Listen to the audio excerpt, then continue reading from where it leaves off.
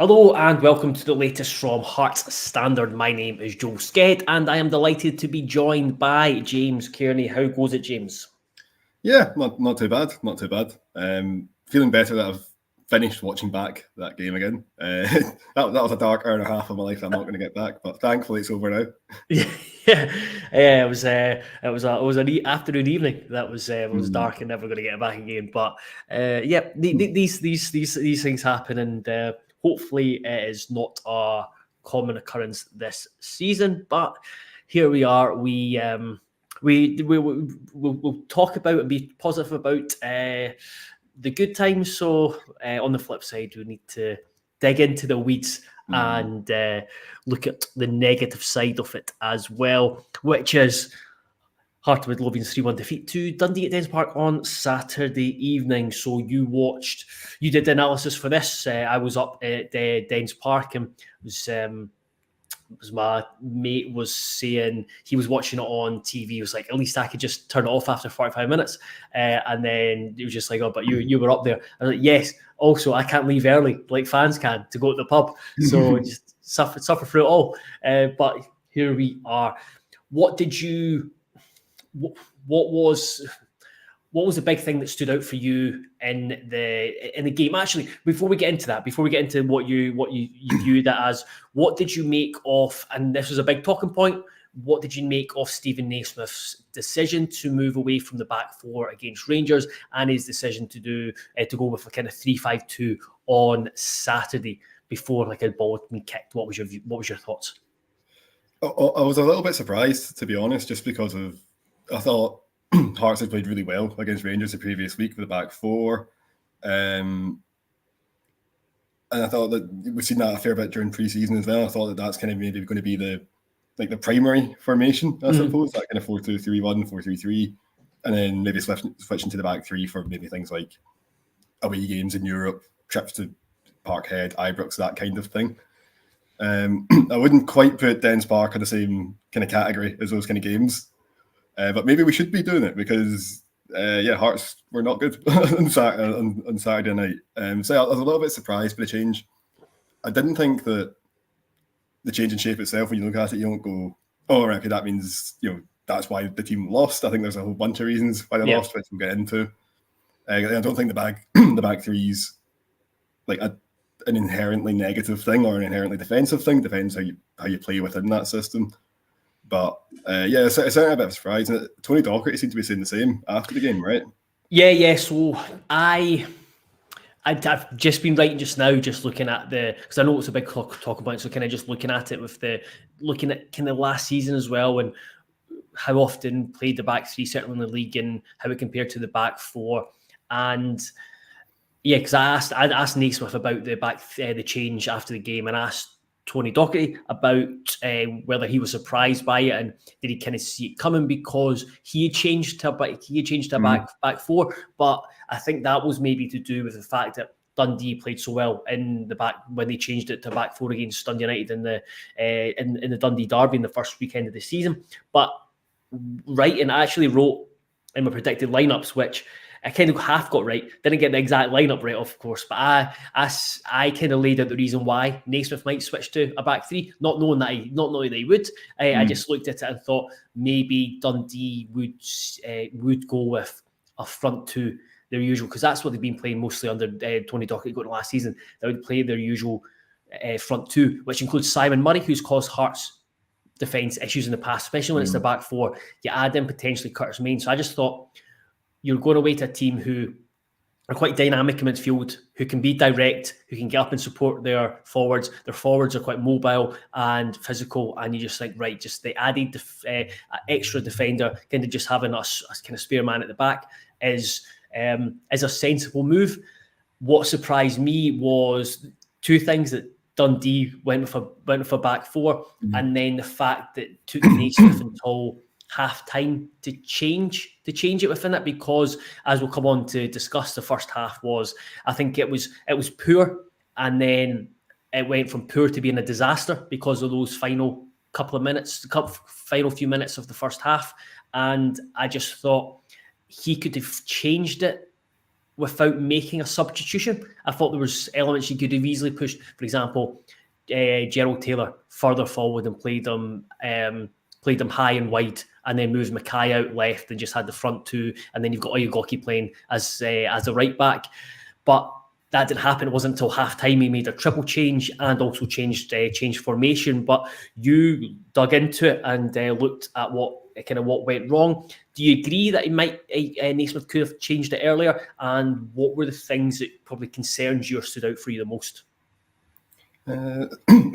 So yeah, I think there probably is something in that. He probably could have changed it a little bit earlier. Yeah, you're right. I mean, it would involve, you'd have to probably end up playing Gerald Taylor at something like right wing. But he's kind of playing there anyway to an extent. When you look at his average position, like I think only Shankland and Vargas were further up the park than him. So yeah, you could maybe get away with that without having to turn to the bench. I actually thought the first half of the first half was kind of fine. I mean, it wasn't great. It wasn't brilliant by any stretch of the imagination, but it was quite a stop-start game.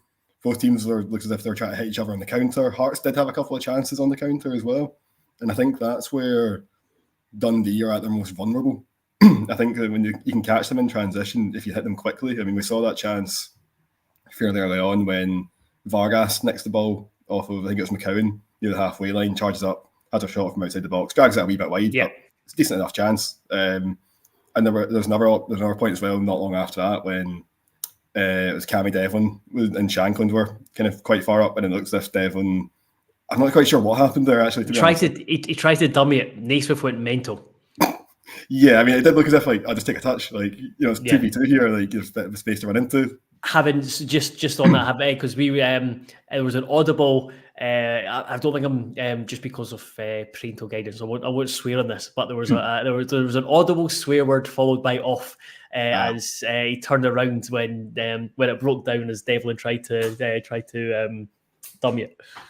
I mean, Naismith does love shouting at Devlin, though. It's one of his favourite things to do. Yeah, let's be honest. So yeah, I mean, there were a couple of kind of half chances early on, but again, I think there were also alarm bells ringing as well, particularly as the half wore on. I mean, all three goals are. I mean, where do you start with them? The first one you've got. I mean, it's a terrible kick from Clark to begin with. I can only assume that he's trying to get some height on it and scuffs it, because I don't know what on earth he's playing at otherwise. And then defending, I think Oyugoki was maybe a wee bit hesitant. Clark's very soft to get beaten in that near post. When you look at the screenshot of him, the moment Tiffany hits the shot, I mean, Clark's standing on the post. I don't really understand how it's managed to wriggle its way in. He's so I don't know if he just didn't see it at all, but I need to watch it in greater depth. But he's so slow to react, so slow. Which, because you can, there's obviously two mistakes. Well, there's a few mistakes within that goal. He can the kick out, fine, he scuffs it. That happens. Craig Gordon's done that stuff before. Goalkeepers do that, especially with on the weaker foot. The reaction to it is really poor. You noted that at one point Scott Tiffany, when he enters the box, to be fair, Tiffany's only got one thing in his mind, that's cutting in and shooting, but he could have laid it off in Lyle Cameron's bombing in on the edge of the box. Yeah, I think there's an argument to be made. He probably, I know the goal went in, but I think he took the wrong decision. I think he should have laid it off. But Tiffany's a player I've seen a lot. Obviously, he's had a couple of years at Partick Thistle. I can't lie, I'm a very big fan of him. He's a tricky winger. Gets involved with goals and assists. But I mean, the one thing that he's absolutely brilliant at is his dribbling ability. He's really good with the ball at his feet in these 1v1 situations.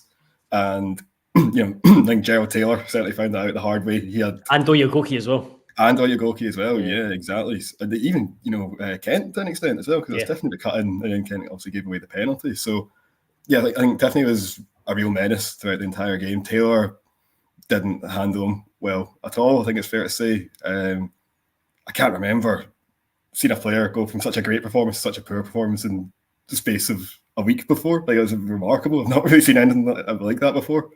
So yeah, I think there were kind of a couple of players that maybe had off days that didn't quite go to plan. But I think one of the big problems with the back three was that when Hearts were trying to play out from the back, obviously you've got the three centre halves kind of sitting very deep, the wing backs pushing on a bit.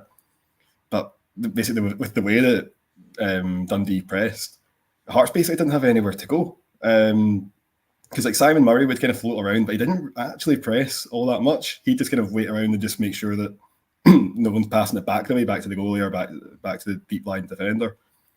But then that next bank of four in the Dundee midfield, so you had Tiffany on the left, the guy with the double barrel name on the right-hand side, whose name I've forgotten now. Palmer Holden, I think it's That's the one, Palmer Holden. So you had those two, and they were basically just kind of sticking on the wing backs, which is fair enough. And then you also had Cameron and McCowan in the middle, both pushing right up. And that was, I guess, it just kind of seemed to cut off all the passing lanes. So I mean, if Hearts is basically the only option really at that point is to go long. Otherwise, you can end up in a world of trouble very quickly. And that's not how Hearts play. Hearts are like to have the ball, keep it moving. So I think that when they're trying to build out from deep positions, that caused them a bit of a problem. When you got further forward into the midfield or into the final thirds, when Hearts have got lots of bodies forward, and there was just lots and lots of side to side passing, no real incision whatsoever. I think part of that's down to Dundee defended their flanks really well. I think they worked really hard and they were really well organised. But I guess it's moments like that where you're looking for your number 10 to really come into the game, get his foot in the ball, try and create something, try and do something. And, again, I've previously said I'd love to see Barry Mackay in that role, in that number 10 position, just behind the forwards, see how he gets on.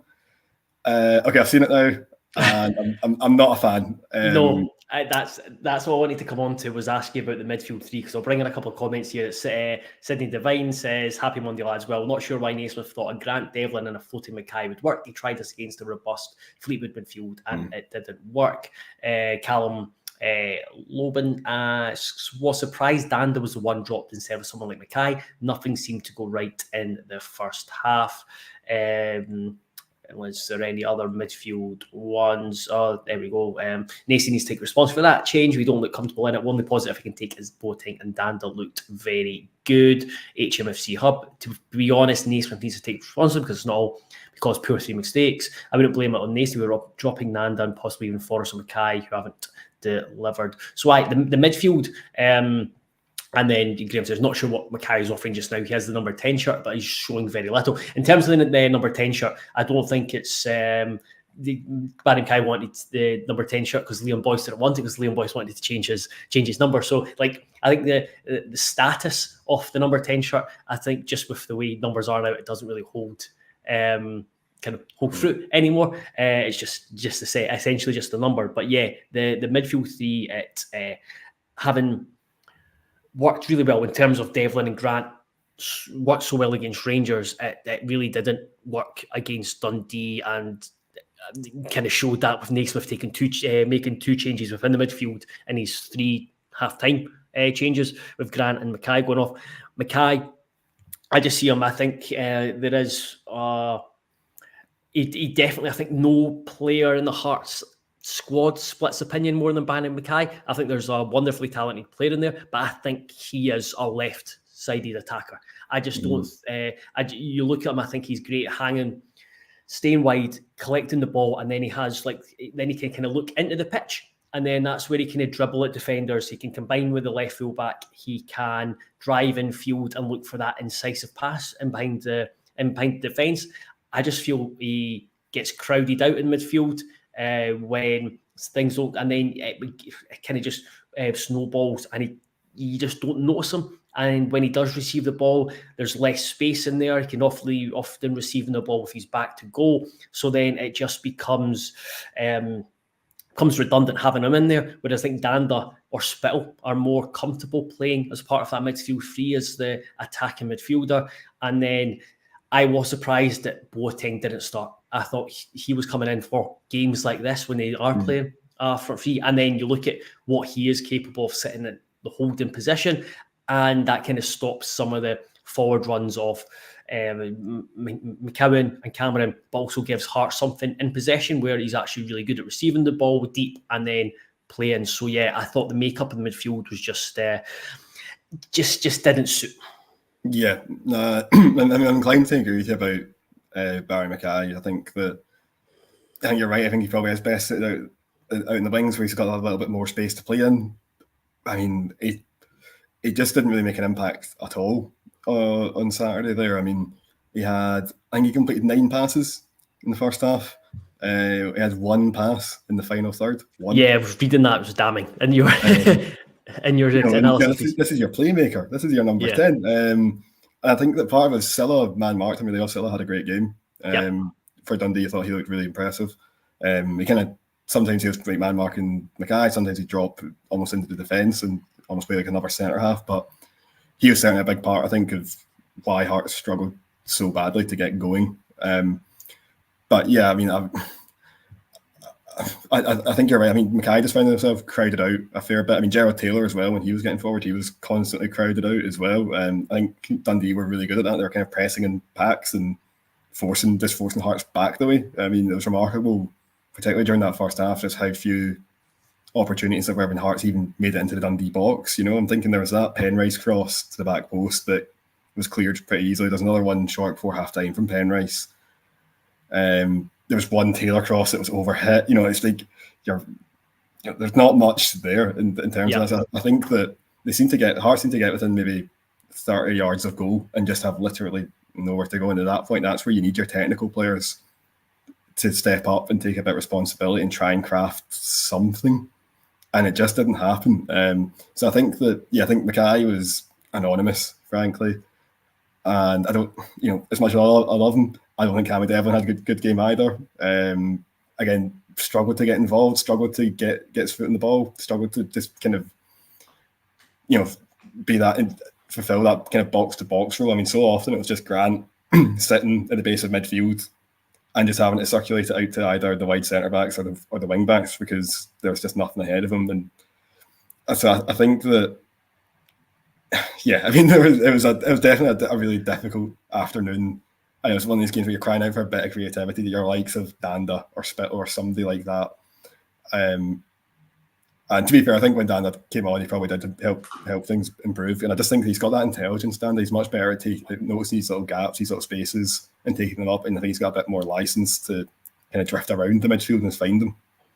Yeah, I just think he's more switched on with that position in terms of where to be than Mackay is, because Mackay has spent so long playing on the left. And just wanted to bring in Graham's comment here. We're stifling Shankland playing in that deeper role. Need him back up top. Also, the game could change if Oda scored ahead of that. For me as a sitter, we'll come and speak briefly on the changes and the players coming on. But I just wanted to get your take on Shankland, because I've had this discussion with fans before, or just with mates. I think Shankland's wasted when he's just up top. I think you want to get him involved as much as possible, and that's why you've seen he's done really well when as Vargas playing further forward and he's kind of dropping into 10, or it was when Ginelli was further forward and he's dropping into the 10, because Shankland is so good at linking play, he's so good at getting involved in the game and helping within the build-up. I think what stifles it is that when it's not working behind him, when it is like breaking down and there's not a balance, and how, like you talked about how difficult it was for Hearts to build through, certainly in that first half, that he becomes anonymous. But I would say Shankland for me is best as basically kind of getting all jargony, but like a 9.5. I just don't want him competing with the centre backs all game, when you want him a wee bit deeper to get involved, then getting into the box and scoring goals like he's done all last season. So, I mean, I'm going to completely sit on the fence here and just say that I can totally see both sides, because on the one hand, he's by a mile the best finisher in the team. Get him near the goal because he'll score lots of goals that way. On the other hand, he's also the best player in the team. Do you really want him just, prodding goals in, or do you want to actually get him involved in the build-up? I mean, so I don't know. I really don't know. I don't think it's the worst problem to have, to be honest. And I think it's great. But I mean, it kind of falls back on this problem that we talked about last season a lot, which was that Shankland simultaneously the best goal scorer and the best kind of playmaker, creative player that Hearts have in the squad. Maybe that's changed now with the likes of Dan Spittle coming in. We'll see how they get on. But I mean, I did think, though, for instance, the Rangers game last week, I thought the way that Shankland and Vargas linked up was absolutely superb. You know, I thought Shankland was brilliant in that role. Vargas, I think that's probably the closest we've seen to the kind of Shankland Ginelli type play that we saw during his first season. And I thought they were brilliant at it. You know, I mean, the only reason I didn't write about them for the kind of post-match analysis piece was because Gerald Taylor was just that good. I couldn't really ignore him. So I can definitely see it. And I think again, like the kind of the back three, back four thing, I suspect this will change a lot throughout the season, perhaps even on a game-by-game basis, depending on who else is fit, depending on what the other opposition are like. But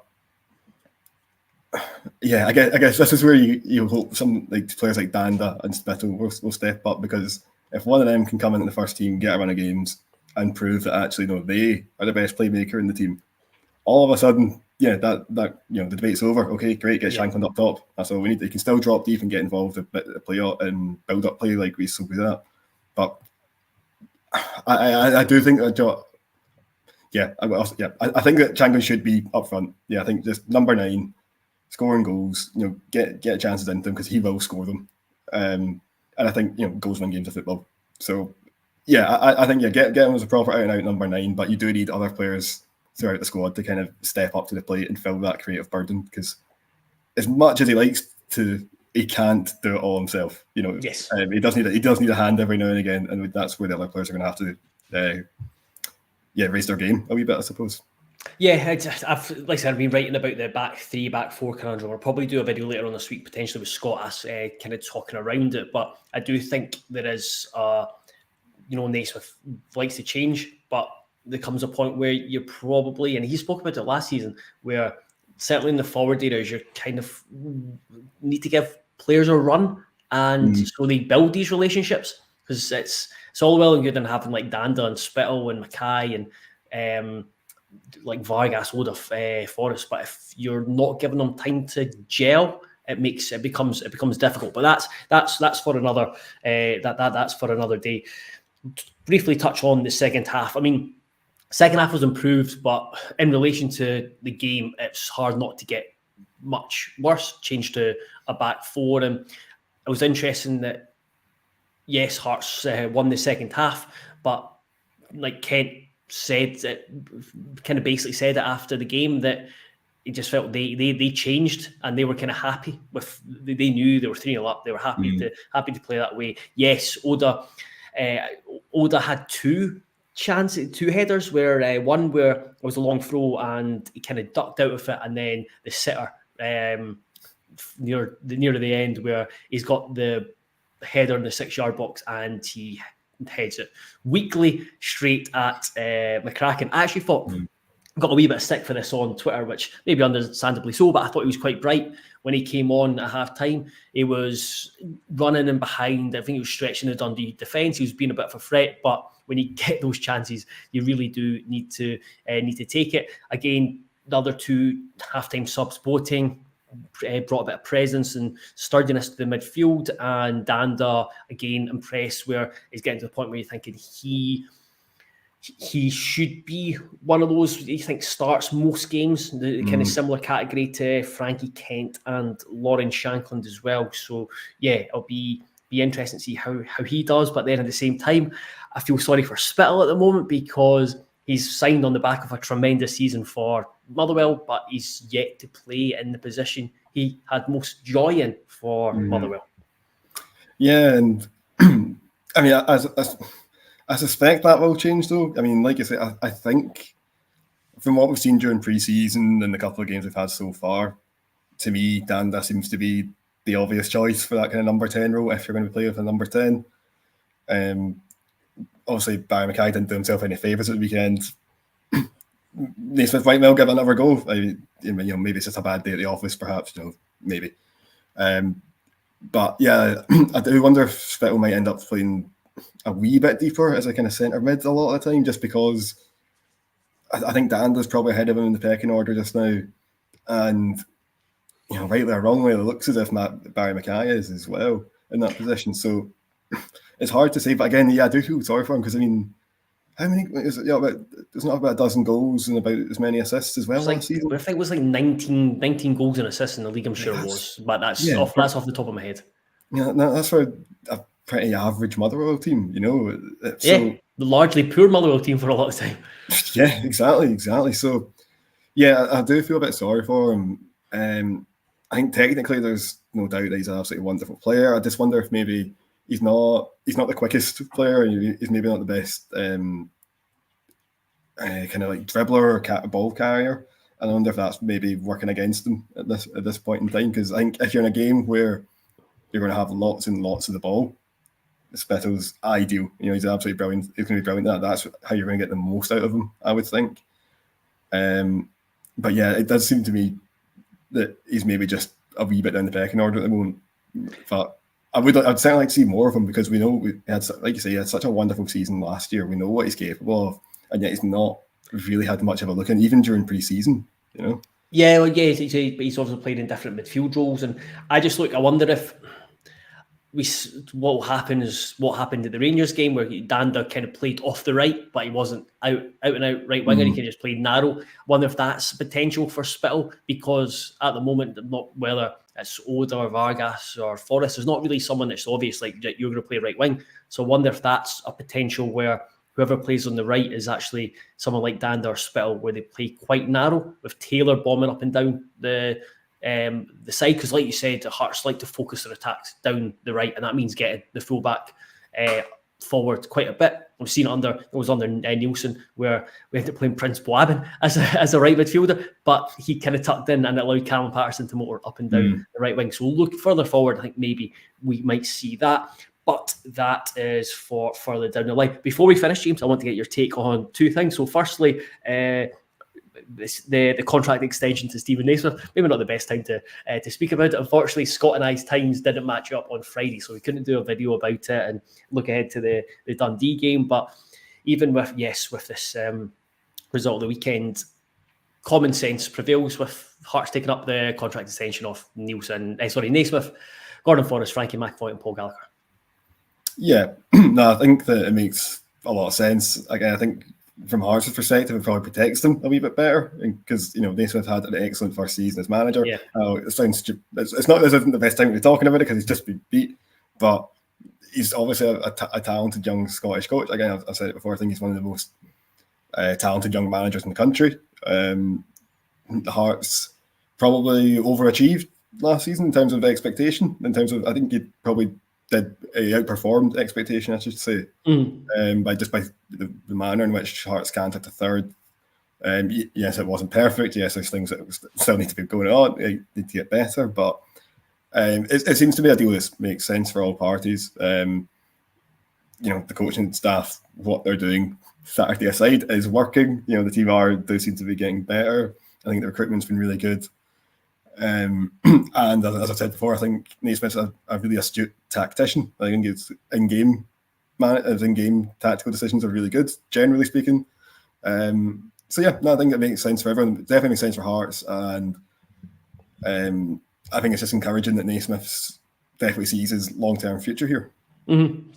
Yeah, I absolutely can't add much more to it than that. And then in less positive news, Tiosuke Tagawa. What's your thoughts on the Japanese striker here for a short time? Was it a good time? There was good moments. Yeah, there were a few nice moments. Yeah. Well, there were a few not so nice moments as well. Yeah, I mean, I like Tagawa. It was hard not to root for him. Yeah. I think that in some sense he was a casualty of the system that Hearts like to play, or actually maybe a casualty of the system that opposition teams like to play, because everyone's playing such a deep back line. He doesn't really get the most out of a player like him with his talents. Yeah, at the same time, was it 3 goals last season? 3 goals in a season. They were basically an entire season apart as well. And there were lots of games where he didn't come on. So I think that it makes sense. I'd have liked to see him stick around. Again, I can't help but root for him, but I can understand why the management team have went, actually, okay, we can maybe let him go and get somebody else. So obviously, I always think someone like Misaj Rama is probably a potential player who could fill that role, maybe.